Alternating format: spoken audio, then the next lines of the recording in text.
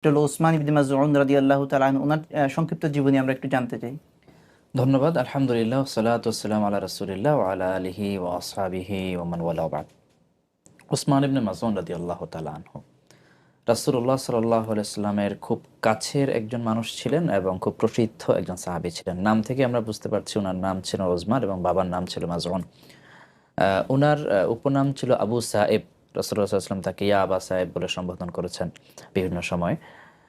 এবং তিনি এমন একজন সাহাবী ছিলেন, তিনি ইসলামের একদম শুরুর দিকে ইসলাম গ্রহণ করেছেন।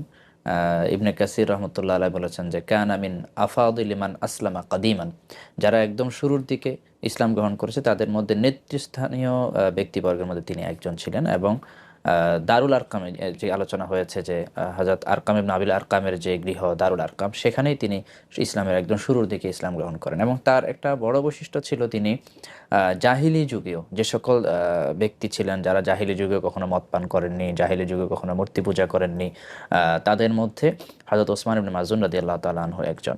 এবং এ ব্যাপারে তার নিজের বক্তব্য আছে যে ওয়াল্লাহি লা আশরাবু শাইআন ইউযহিবু আকলি, যে আমি কখনো এমন কিছু পান করি নাই যেটা আমার বিবেক বিকৃত করে ফেলবে। অর্থাৎ তিনি কখনো মদ পান করেন নাই, মূর্তি পূজা করেন নাই। হানিফ সম্প্রদায় যাদেরকে বলে আমরা চিনি, আবু বকর রাদিয়াল্লাহু তাআলা আনহু, ওসমান ইবনে মাযউন রাদিয়াল্লাহু তাআলা আনহু, ইনারা ছিলেন ওই পর্যায়ের লোক যারা জাহিলি যুগেও কখনো মদ মদ পান পান করেন। করেননি, মূর্তি পূজা করেননি। ইসলামের শুরুর দিকে ইসলাম গ্রহণ করেছেন এবং তিনি দুইবার হিজরত করেছেন। প্রথম হিজরত যেটা হাবাসায় হিজরত করেছেন আবিসিনিয়ায়, দ্বিতীয়বার মদিনায় হিজরত করেছেন। এখানে এবং একটা ইন্টারেস্টিং বিষয় হচ্ছে তিনি কিন্তু হাবশা থেকে আবার মক্কা আসছেন। মক্কায় এসেছেন। হ্যাঁ, না, অনেকে কিন্তু হাবশা থেকে ডাইরেক্ট মদিনায় মদিনায় চলে উনি গেছেন। মক্কা মক্কায় এসে এসে আবার আবার মক্কা থেকে মক্কা আবার থেকে উনি মদিনায় গিয়েছেন।